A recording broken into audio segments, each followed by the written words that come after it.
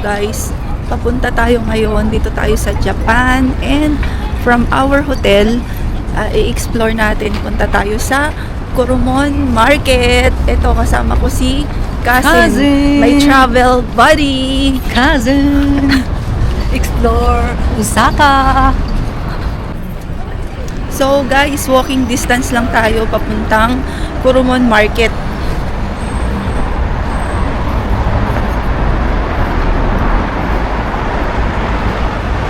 Tapos, after Kurumon, mamayang gabi, pupunta naman kami sa Dotonbori. After 30 minutes na paglalakad, nakarating na kami sa Kurumon Market. Huh? Kurumon Market na tayo guys, ayun o. Yan. So, bili muna kami ng mga naka-sale dito. 178 na lang kung ang conversion is 0.38. 2 a peso. Kung 100, di 38 pesos. Pagpalagay na natin 40 pesos. Ito guys yung sa Kurumon Market. Ayan o.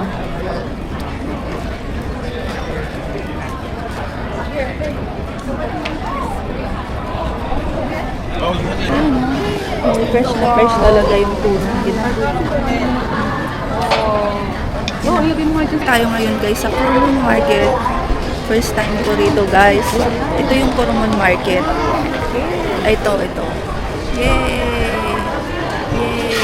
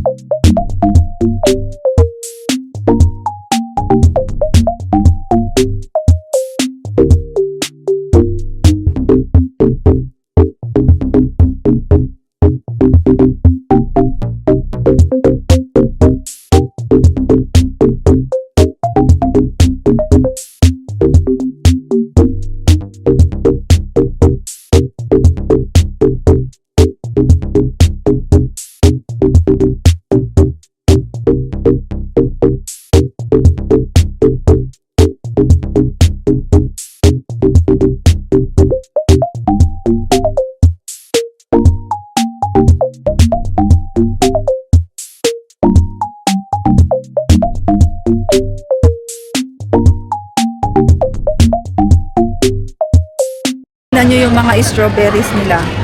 See? Ang lalaki, ang ganda. Pero, ito yung price guys. Tingnan nyo. 1,960. Ang price niyan, parang 800 pesos. Ito. 800 pesos. Pero ang sarap. 1 box, 2,000. Then, ito yung guys, yung ibang, ito 1,000 to. 1,000 per box. Ito yung 380. Ito 400 pesos to guys. Itong isang ganito. Hindi, wala bang hindi? 400. Yung malaki. Yung isang pera. Ito oh. Maliliit eh. Magkano yan? Ano yung 698 kaya? Ito 698 to. Ito oh. 698. Ito yung tig to 200 pesos. Ito na lang, 200. Ito may malalaki. Ito pero magkano? hindi siya ano eh. Ayan. 200 pesos. Ito 200. Bibili ako ng isa para tikman lang natin. Pero ito 800 eh. Ito 800 pesos. Ito yung price niya.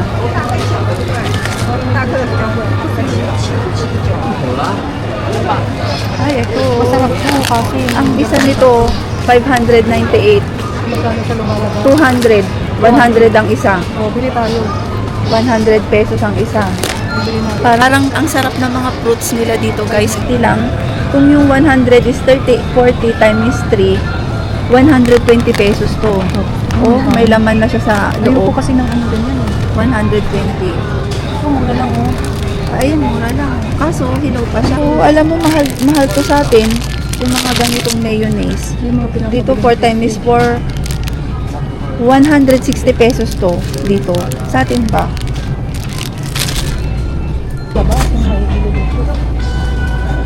Yung 430 yung ganito nila o 160.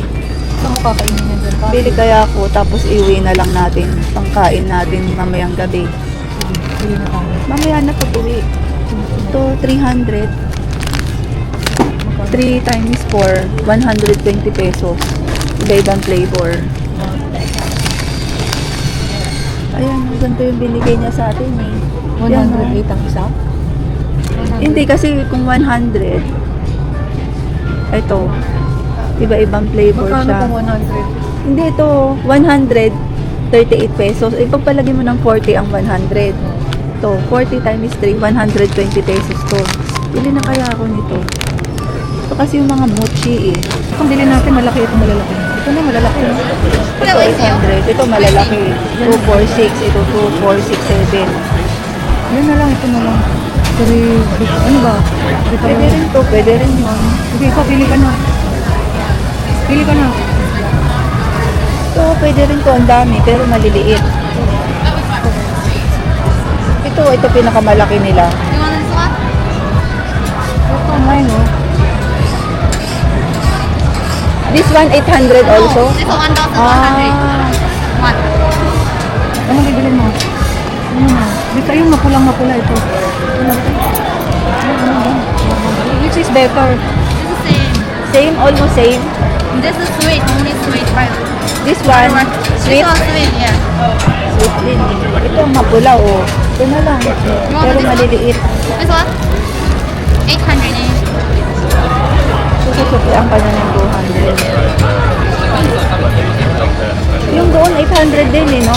Pare-pareho, di ba? Pwede naman. Kainin na natin.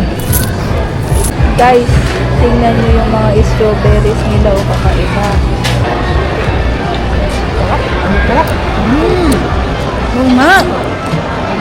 Ngayon lang ako guys nakatikim ng strawberry Grabe, ang na sarap. sobrang tamis. Tingnan nyo. Yung isa lang, ano ka na, bawi ka na.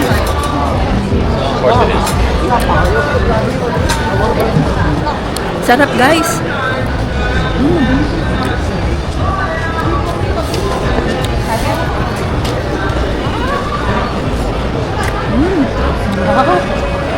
Grabe ang tamis.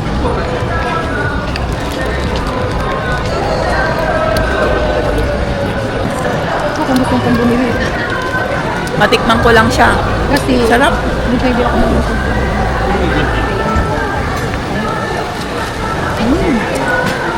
Daming mura dito guys. Pero yung iba, ang mamahal din naman. Sobrang mahal. Kasi ang to a dollar ay to a peso. Magkano ba to a peso? 1 yen equals 0.38 eh. Bili natin. Takoyaki yan. Oo. Paano tayo bibili niyan? Ikaw may barya ka eh. Baka hindi mo makain yan ha. Bakit? Isa lang yung bilhin muna natin.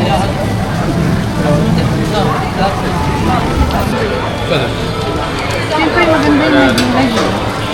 Bahala ka. Tingin pa tayo na. Ano mo lang ng tigo 100 yung ano mo. So 1,000, ibig sabihin Oo. 4,400 to. Hindi, 1,000 yan eh. Ito 800, 700. Susuklian ka niya ng 300.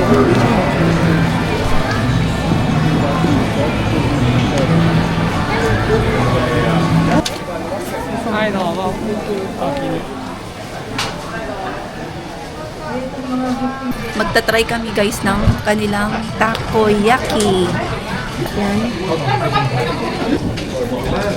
Anong lasa? Ang sarap. Tingnan nga natin kung anong lasa ng takoyaki dito sa Japan versus sa Philippines. Kasi masarap. Kasi sa Philippines, parang hindi ko masyadong type eh. Yung mga ganito nila. Ay, may ano sa loob. Oo. Hindi kaya mapasok ako nito. Balik ulit tayo ng Japan. Ang ano, squid. Hindi, unlike sa Philippines na ano, unlike sa atin, di ba? Nakakaumay yung sa atin eh. Nandito squid matawag doon. Ang tawag doon. Squid yan.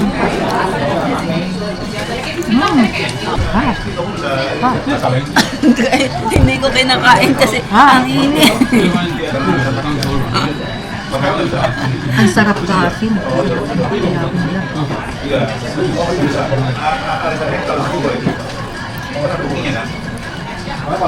Iba yung lasa ng takoyaki nila rito. Mas Balik tayo masarap. ulit dito. Alam mo ano, kung nandito na tayo.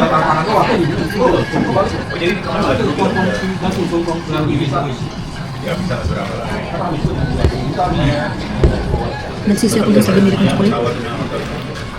Oo nga, mahal pa naman. Pero at least yung mga ano nila dito, ito like, itong mga ano guys, anong tawag dito, yung squid. Meron talaga siyang squid at fresh na yung Fresh na squid na. squid.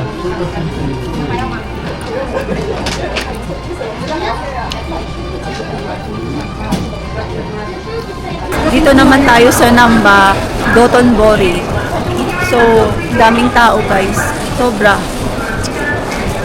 I-figure out natin kung paano pagpunta doon. Ah, sige. Actually, Kagatin mo naglakad yung na kami apple. Ang doon. sarap. Ha? Kagatin Ito, mo. ang sarap daw ng apple. Dito ako. Hindi pa sa kabila. Ay, oo. Yung Doton Bori, saan ba yun? Stretch na po ito ng Doton Boy. Ah, ito na yun. Thank you.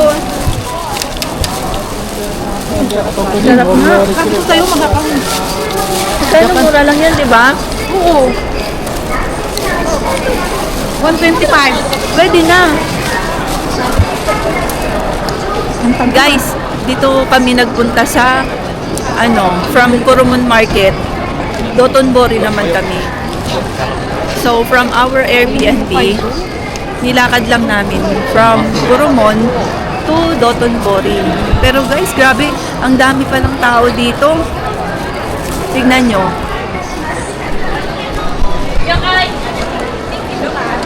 Ganyan siya karami.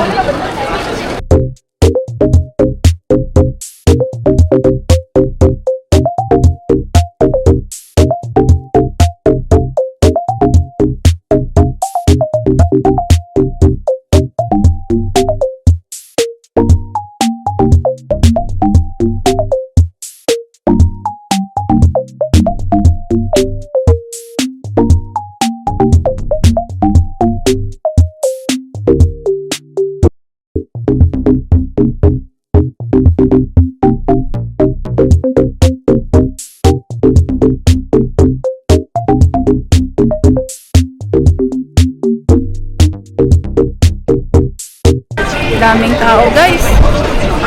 Sobra. Puno ng tao.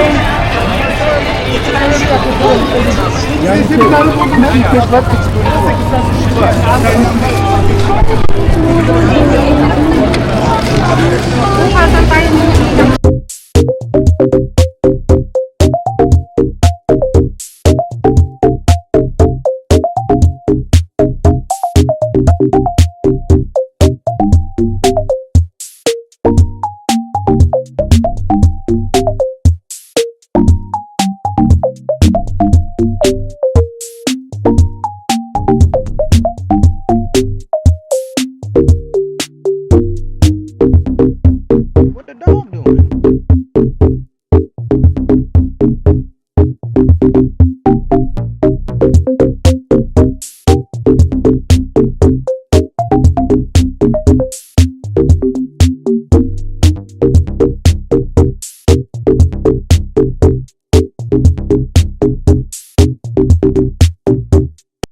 Lang kami sa Namba. Namba, dire-diretso, galing kami ng Dotonbori. Actually, Dotonbori pa rin to. Tapos, ang haba pala nitong lakaran na ito. Hanggang doon. Ginagawa natin yung Tapos, ang daming mga Kasi, ito, Japan tax free. Titingin lang kami ng mga sale items dito. Ayun,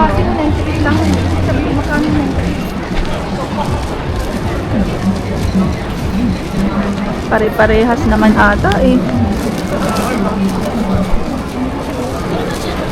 Ano naman ito? Matcha latte for 50. Starbucks. Matcha latte. Sarap siguro nito. Ilang piraso kaya to?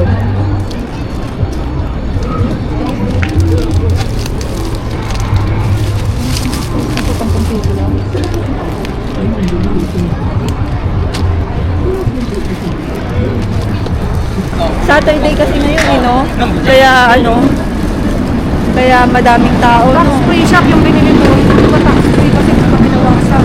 Hindi, tax free siya kasi naka 10,000 ka. Kaya ganun.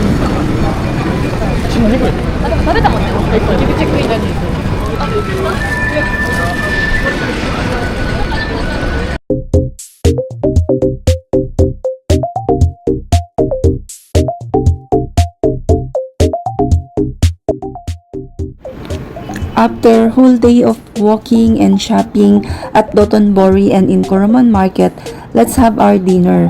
So let's eat.